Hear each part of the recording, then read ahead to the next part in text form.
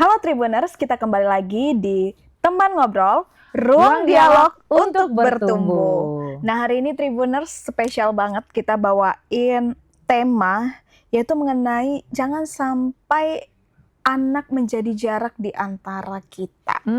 Tema kali ini tentang keluarga, Joy. Ya, keluarga. Terus suami istri ya, gitu. Sebenarnya awalnya Joy bingung ini, Miss. Kayak kenapa sih anak justru dianggap menjadi sebuah concern untuk jarak, gitu Untuk ya? menjadi jarak antara hubungan, Iya, hubungan antara orang tua dengan si suami dan si istri, Iya, gitu ya kan.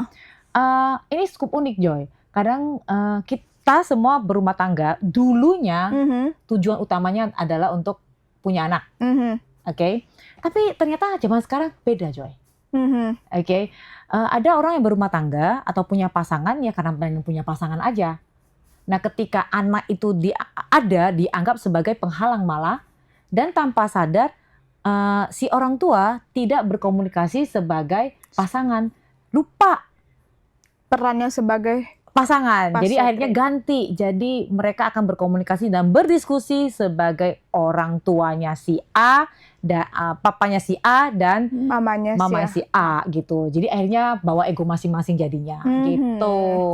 Oke, Tribuners, sudah dijelaskan Miss Vera sedikit. Tapi sebelum kita mulai podcast kita, aku mau kenalin ke kalian, gak bosan-bosan ya Tribuners, mau mengenalkan satu orang di samping saya, yaitu Miss Verawati Chandra, BBA, SE, Certified Hypnotherapist, Certified Trainer. Beliau merupakan edukator, founder of Boston Academy Indonesia, dan Certified Hypnotherapist from AWGI. Halo Miss. Hai Joy, hai Tribuners, gimana nih kabarnya nih? Iya. Ini akan ada hawa-hawa liburan ya? Betul, karena udah beberapa sekolah libur, Miss. Betul. Jadi ini karena hawa-hawa liburannya, di pembahasan kita bisa jauh lebih intens karena kita nggak usah woro-woro nganterin ke les gitu ya. Banyak aktivitas, jadi akhirnya kita punya waktu untuk membahas yang lebih kontroversi medianya. Gitu. Oke, langsung aja ya, Miss. Karena tadi kita udah singgung mengenai mengapa jangan sampai anak menjadi jarak di antara kita. Nah, sebagai seorang hipnoterapis, Miss sering nggak sih jumpain kasus atau cerita seperti ini di klien, Miss? Sangat sering, apalagi di kasus-kasus konseling pernikahan, bukan kasus permasalahan di remaja malah. Oke. Karena gini, kalau kasus konseling di permasalahan remaja, biasanya itu mama datang. Papa mau datang nggak? Seolah-olah nih kewajiban mama yang lebih dominan untuk mengasuh atau mendidik si anak. Padahal belum tentu seperti itu. Nah, tapi dalam hal ini, khusus topik ini kita ngomongnya pada saat konseling rumah tangga ya, Joy. Banyak malah kasus yang hadir atau masalah yang hadir itu karena ketika mereka itu lupa mengganti peran ketika berdiskusi. Dan akhirnya prioritasnya akhirnya orang lain terus gitu. Pernah nggak sih kita, mama-mama nih ya, pernah nggak sih kita merasa ya udah deh nggak apa-apa, aku lapar yang penting anakku kenyang gitu kan. Tapi sebenarnya kan nggak harus segitu-gitu amat, Joy. Oh iya. Nggak harus. Dan bahkan sangat banyak mama atau papa yang merasa bersalah untuk mengambil waktu ngedate berdua karena nggak bisa tinggalin anak gitu. Padahal anak itu bisa kita titip sebentar 1-2 jam ke rumah misalnya nenek gitu, ngerti kan? Sebenarnya selalu ada waktu yang bisa kita sempatkan sebenarnya. Ada satu klien ini cukup bagus, ini contoh yang bagus ya, Joy. Aku punya klien kebetulan pasangan suami istri, masih muda sekitar umur 32. Anaknya usia 2 tahun pada saat itu. Oke. Nah, ternyata mereka karena 2 tahun itu mereka belum ready untuk nitip ke nenek ya, maksudnya. Karena anaknya lagi aktif-aktifnya. 2 tahun itu kan jalannya masih sangat aktif ya secara kinestetik. Oke. Jadi akhirnya mereka berkesepakatan nih. Anak ini di hari-hari tertentu akan mamanya ajak untuk tidur lebih awal. Oke. Tapi mama papanya itu ngedate-nya nggak keluar rumah, di dalam rumah. Di dalam rumah. Jadi mereka Netflix and chill-nya. Yes, I see. A cup of coffee, Netflix and chill, and then secangkir coklat mungkin, secangkir minuman coklat. Jadi itu mereka mulai ngobrol sebagai pasangan. Jadi bukan sebagai ayah atau ibunya si anak. Oke, dan pada saat itu mereka kan merencanakan hal-hal yang menyenangkan untuk mereka berdua. Misalnya mereka beli camilan yang biasanya mereka suka. How cute. Iya, dan itu wajib minimal itu ternyata kalau saya baca dari penelitian 1-2 kali dalam seminggu kita wajib berpacaran dengan pasangan kita yang di rumah istilahnya gitu. Karena kita lupa gitu. Jadi kita merasa aduh sudah lelah, udah malam kan gitu. Padahal itu sangat bisa kita diskusikan dan kita cari celahnya, Joy. Oke. Asal ada niat ya, Joy. Ya, betul. Nah, dampak seriusnya jika tidak melakukan hal tersebut apa, Miss? Biasanya kita akan terus-menerus punya perilaku atau kedekatan emosi sebagai pasangan itu jadi nggak ada. Nah, biasanya gini nih, yang paling jauh nanti ketika anak sudah dewasa, oke, sang ibu merasa atau sang istri merasa emptiness, kosong. Merasa kosong, betul. Padahal setelah anak-anak dewasa, itu mereka kan harusnya meninggalkan keluarga dan mencari atau mengejar impian mereka kan, atau membangun karir bisnis mereka. Malah tanpa sadar si ibunya yang merasa, kok aku nggak ngapa-ngapain ya gitu. Dan nggak punya kehidupan sendiri. Karena semua hidupnya tanpa sadar si ibu itu menaruh semua hidupnya untuk si anak. Padahal nggak apa-apa kok. Kita punya kehidupan sendiri, kita punya komunitas sendiri, kita punya pasangan pacaran kita sendiri istilahnya gitu. Tapi Miss, wajar nggak ya kalau semisalnya nih baik si suami atau si istri merasa cemburu terhadap kasih sayang yang diberikan mereka terhadap anak. Contoh, misalnya istri nih punya anak perempuan, dekat banget sama papanya sampai si anak ini nggak memberikan ruang untuk ibunya untuk dekat dengan suaminya sama bapaknya. Itu yang cemburu bakal siapa? Istri. Oh, istri. Biasanya tuh bukan cemburu dalam artinya sebenarnya. Biasanya tuh ungkapan frustasi, John. Oh, justru frustasi bukannya lebih parah ya, Miss? Iya, karena dia merasa karena dia merasa kok aku nggak bisa sedekat itu ya. Iya, padahal coba kita pikir baik-baik. Oke, Joy, anak saya sendiri, anak laki-laki, dia lebih dekat dengan ayahnya kalau untuk urusan tertentu. Misalnya untuk urusan mengambil keputusan dan urusan apa ya? Kayak daily life lah, oke, curhatnya juga dengan anak laki-laki, papanya gitu. Kalau saya mau cemburu, itu bisa, tapi saya memilih untuk menggunakan itu sebagai privilege saya. Mana anak saya? Saya menggunakan privilege itu untuk ya lebih nyaman aja. Kalau misalnya saya mau minta sesuatu, saya minta ngomong ke papanya dan papanya yang akan ngomong ke anak. Bukankah itu lebih menyenangkan? So it's about how you see it. It's about how you see it. Tadi kan Joy tawarin nih, mau nggak sebegini kan? Dia biasanya, dan saya sudah tahu dia biasanya langsung nolak. Dan saya biasanya langsung nembak kan gitu. Ini karakter mamanya ya. Mamanya kan koleris ya. Waktu jadi mamanya koleris. Langsung nembak. Ayo gini kan. Mamanya, anaknya masih gitu kan. Pasti langsung nolak gitu kan. Tapi biasanya kalau saya mau, saya ngomong ke papanya dulu. Nanti papanya akan jadi translator kita.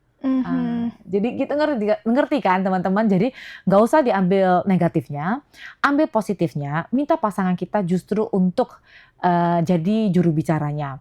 Nah kalau kita misalnya mau lebih bagus lagi, kita cari nih karakter anaknya seperti apa. Kita masuknya pelan-pelan. Buat apa cemburu toh anak sendiri? Pada dasarnya anak itu bereaksi sesuai dengan apa yang mereka terima. Benar kan? Kalau mereka nggak mau dengar kita, berarti waktu kita menyampaikan itu mungkin kurang pas untuk dia mendengar. Bukan salah terus ya, bukan artinya cara kita itu salah 100%, hanya saja kurang pas telinga dia. Nah, alih-alih kita gondok-gondokan, lebih baik kita gunakan itu kan sebagai privilege kita. Kita nggak usah susah-susah dong, Joy. Bener nggak? Bener nggak? Bener nggak, Joy? Bener nggak? That's simple.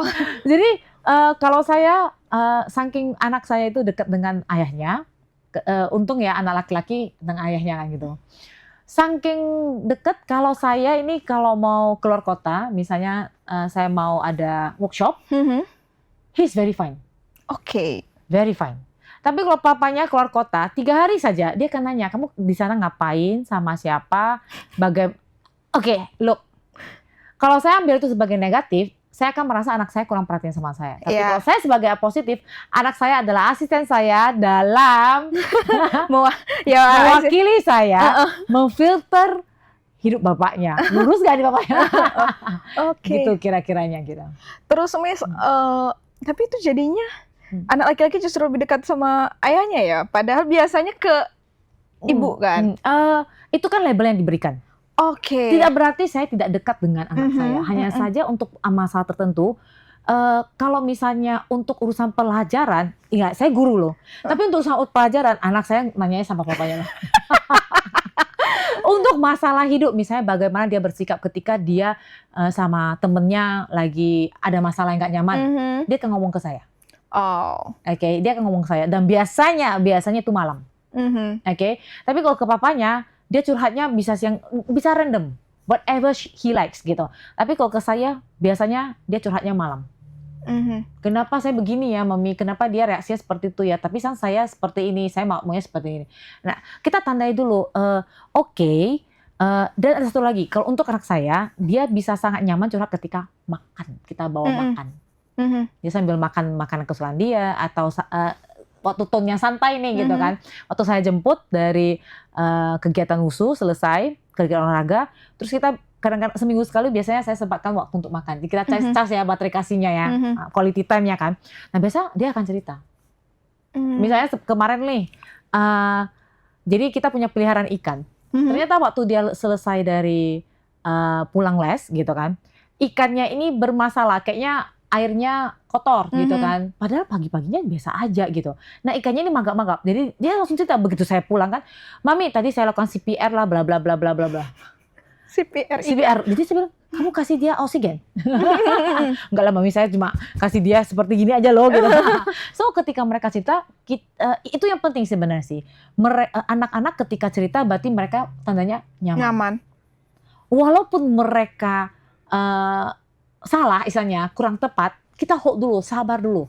Nanti pelan-pelan pada saat mereka sudah cerita selesai, kita sudah lebih netral baru kita kasih masukan. Masukan ya Joy, bukan kritikan, masukan. Itu beda ya Miss? Kalau kritik kan soalnya salah. Kalau masukan kayak, next time kamu bisa seperti ini loh sebenarnya. Kalau kritik tuh kita cuma ngasih tahu yang salah, kita nggak kasih tahu sebaiknya next time-nya boleh seperti apa gitu. Kira-kira Joy, ngerti kan? Oke, balik lagi ya. Nah, kalau banyak pasangan suami istri itu ketika menjadi mama gitu atau papa, menjadi punya status orang tua, mereka lupa balik dengan status pasangan. Awalnya nih kan kalau kita relasinya pacaran, maksudnya teman, naik status pacaran. Keras dulu. Keras ya. PDKT ya. PDKT-an ya. Terus dan pacaran gitu kan. Pacaran itu kan pasangan berarti kan. Waktu kita pacaran atau berpasangan gitu, kita kan ngomong apa isi hati kita. Kayaknya itu es krimnya enak deh. Kayaknya itu ya enak deh gitu. Atau kita ngomong random talk yang kadang-kadang kita merasa tuh nggak ada, istilahnya nggak ada artinya terlalu berarti gitu kan, nggak ada makna. Tetapi itu membuat kita nyaman untuk curhat kan, Joy gitu. Nah, tapi ketika sudah menikah, nah belum punya anak tuh masih bisa Joy. Masih bisa, karena ngomongnya pasti seputaran rumah. Entah genteng yang bocor, piring yang belum dicuci, pasta lupa dibeli, akhirnya seperti itu. Tapi ketika anak sudah hadir, kita nambah satu label, yaitu orang tua, dan kita lupa untuk balik sesekali mengecharge, status kita sebagai pasangan. Nah akhirnya ketika anaknya sudah seolah-olah tidak membutuhkan kita lagi, kita merasa gak punya hidup lagi. Kira-kira gitu. I see. Lantas Miss, afirmasi apa nih yang bisa diberikan atau yang diberikan suami ke istrinya atau istri ke suami untuk mengisi baterai kasihnya? Yang paling simple saja, punya panggilan sayang. Jadi panggilan sayang itu hindari papa, mama. Tapi kayak sayang gitu. Sayang atau panggilan saya, atau kan ada orang panggilan saya waktu pacaran, Dudu. Ada kan yang manis-manis, bubuk, gitu kan, bebek gitu ada kan. Panggil aja setelah menikah juga panggil aja seperti itu. Kadang kita lupa dan kita ketika punya anak kita langsung men-switch panggilan itu kan. Iya. Papa mama, karena papa mama kan. katanya ya kalau yang Joy dengar, kalau misalnya kita manggil sayang di depan anak-anak itu ikut manggil mamanya itu sayang atau manggil papanya sayang. Enggak juga, pasti bisa kita latih. Oh, Pasti oke. bisa kita latih. Boleh nggak manggil papa mama? Bukan nggak boleh sama sekali, tapi kalau durasinya itu terlalu kuat, maka bagian diri status papa mama yang akan sangat kental, Joy. Misalnya nih, Joy, kalau saya panggilnya Joy, Joy aja nih. Joy terasanya seperti teman. Iya, teman. Deket, teman aja. Iya. Oke. Tapi kalau saya panggilnya Dik Joy, adek. Ganti ya, terus perasaannya kayak aneh ya. Aku ganti lagi. Kalau kita Joy lagi di rumah, Joy punya adik perempuan atau adik laki? Punya. Panggil ke Joy apa? Kakak. Kalau ketika dia datang di sini, Joy dan dia panggil Joy, Kak Joy ya. Kak Joy. Gimana cara bersikapnya Joy? Jadi berbeda kan? Iya. Betul kan? Jadi berbeda kan? Jadi setiap orang itu ketika panggilannya diubah, maka bagian dirinya itu statusnya akan berubah juga.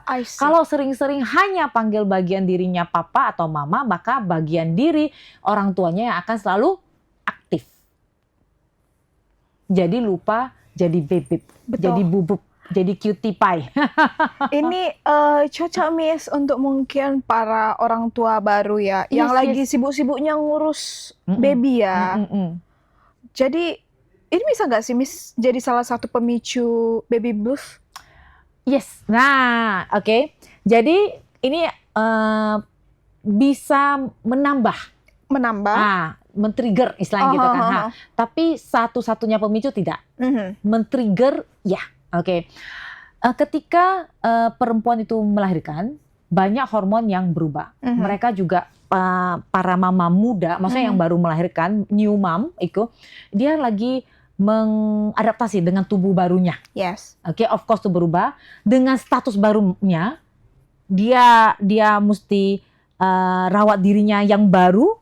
Dia mesti, tapi ada satu manusia yang butuh dia dengan cepat, istilahnya gitu. Oke, jadi yang bakal jadi seolah-olah yang bakal, dan dia kan harus ngurus keluarga kan, gitu kan? Seolah-olah dirinya yang harus mengalah terus kan? Kebutuhan dia sebagai manusia, sebagai perempuan, jadi dia harus mengalah terus.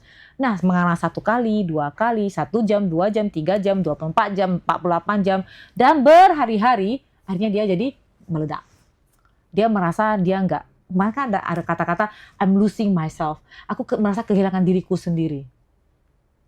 Overwhelmed. Padahal dia bukan nggak sayang bayi ini, bukan. Tapi karena sekaligus kedatangan anggota keluarga baru, masih belajar menyesuaikan jamnya si bayi, menjaga si bayi, merawat dirinya dengan banyak hormon yang sangat crush ya pada saat itu ya. Nah, plus seolah-olah orang bilang, ih keren ya, ayahnya mau membantu untuk menjaga anak. Padahal itu kata-kata yang keliru, Joy. Oh iya. Membantu menjaga anak itu bukan membantu. Itu memang anak bersama. Tugas kewajiban ya, Miss? Itu memang tugas bersama. Joy ngerti maksud saya kan? Paham, misalnya ini rumah gitu kan. Oh, mau kok suamiku membantu pekerjaan rumah. No. Itu adalah rumah bersama sebenarnya. Kalau dia mau mengerjakan pekerjaan rumah, itu ya udah dia kerjakan. That's it. Jangan ada embel. Itu sebenarnya kewajiban bareng-bareng istilah gitu. Paham. Nah, dengan porsinya mungkin yang berbeda. Itu aja. Jadi jangan ada kata-kata membantu. Misalnya kalau malam nih, pakai anak yang barusan lahir kan ganti popok. Oh, suamiku baik loh, dia mau loh ngebantu gantiin popok pada saat malam. Itu agak sedikit keliru sih, Joy. Jadi kalimat yang bagus digunakan apa, Miss? Suamiku bangun malam untuk ganti popok.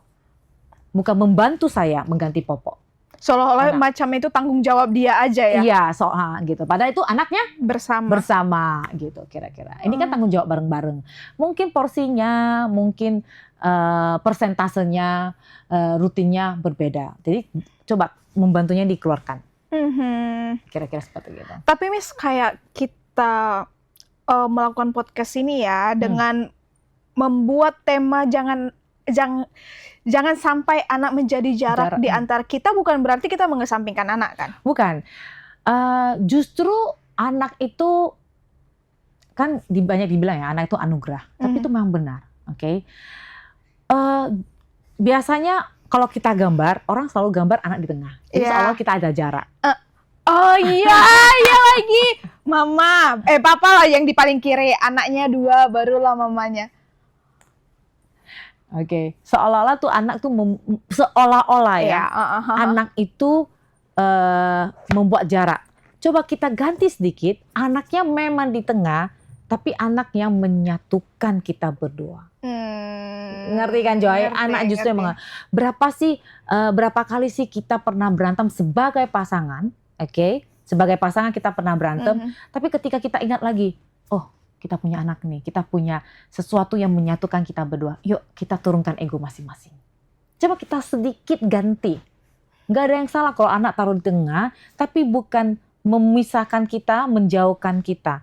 Justru menyatukan kita ketika kita sebagai pasangan, oke, itu berantem.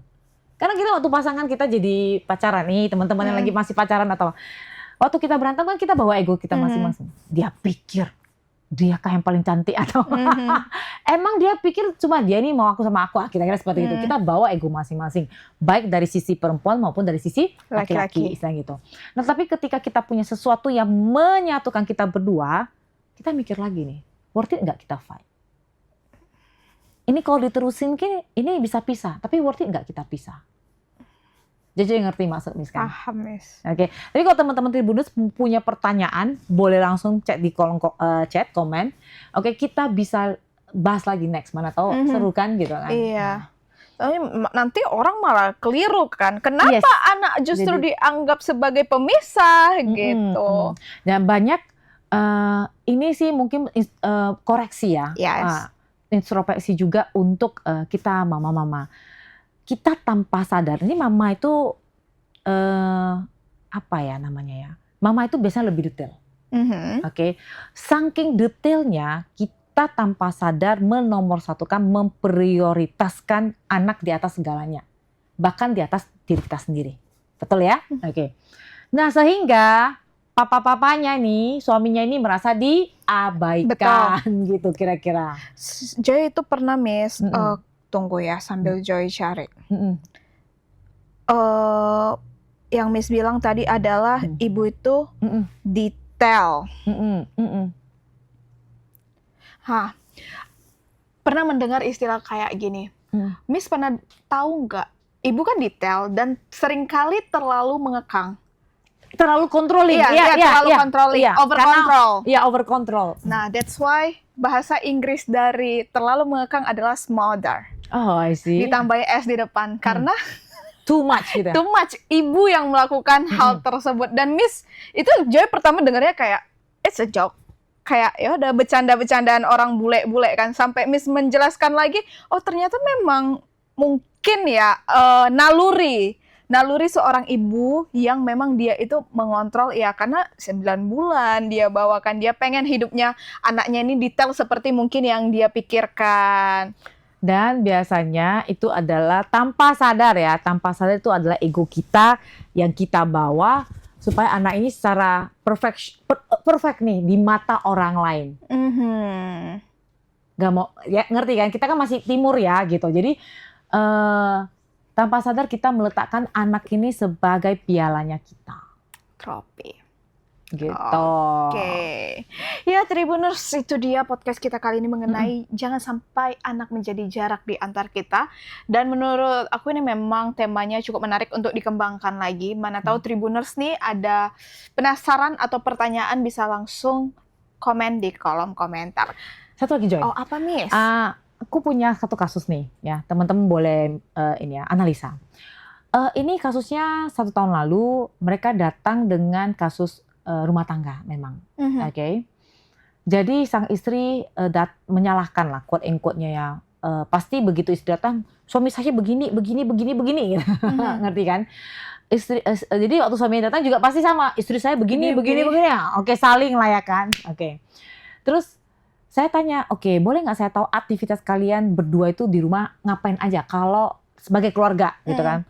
Nah, setelah saya listkan, aktivitas mereka itu banyakkan sebagai orang tua. Jadi mereka itu ngomong, tolong antarkan si nama anak istilahnya, tolong antarkan dia tempat les ya. Itu sebenarnya bukan omongan atau obrolan atau diskusi sebagai pasangan. Misalnya contoh diskusi sebagai pasangan atau obrolan, kamu mau nggak dibeli martabak pada saat saya pulang? Itu baru pasangan. Oke. Kalau anterin anak, jadi mereka ngobrol seputar anak doang gitu? Yes, saya baca chatnya semua, itu ngomong hanya semuanya, seolah-olahnya mereka komunikasi. Itu saya tanya ini ada pertanyaan yang kunci saya waktu itu kan, pertanyaan kunci. Kalian masih berkomunikasi? Masih, Miss. Lewat apa? Kalau ketemu ya nggak terlalu karena masing-masing jam bangunnya beda katanya gitu kan. Oke, terus kami chat, kalau misalnya saya ada apa-apa, saya ngechat gitu kan. Kami masih kok intens ngechat, tapi gak bisa sedekat itu katanya gitu. Oke, boleh saya tahu nggak? Terus saya lihat chatnya gitu kan. Chatnya itu banyak kan seputar masalah anak, masalah rumah, genteng bocor, atau itu lupa ada beberapa subscription yang lupa dibayar, ininya mati, kata internetnya mati gitu kan. Udah stop, ini kok belum dibayar gitu.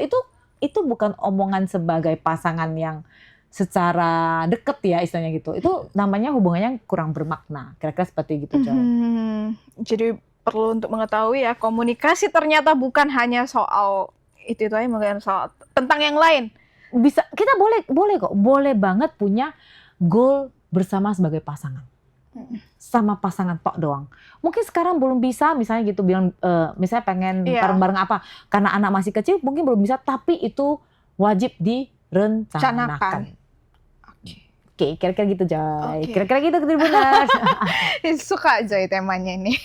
Karena membantu untuk kami nih, Miss. Ya. Karena nggak sadar ya, Joy. Iya, betul. Ini kelihatannya simple, tapi dampaknya gede.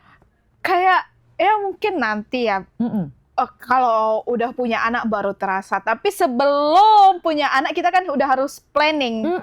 Jadi beberapa tips dari Miss Vera ini bisa untuk kalian cari-cari Tribuners. Dan apalagi kan ini udah kita buat playlistnya. Udah banyak banget yang kita bahas dari awal tahun 2026. Kalian bisa cari sendiri di playlist yang ada di sini. Oke, Miss Vera, terima kasih. Oke, Joy. Oke, Tribuners. Lagi-lagi ya udah memberikan insight yang positif kepada Tribuners, terlebih kepada Joy juga yang host ada di sini. Semoga Miss dalam keadaan sehat, bisa lagi menebar kasih kepada orang-orang yang membutuhkan. Thank you. Terima kasih juga kepada Tribuners yang udah menonton acara ini sampai selesai. Kalau begitu aku Joy, aku Miss Vera, dan kru yang bertugas pamit undur diri. Bye Tribuners, sampai ketemu di episode selanjutnya. Tada!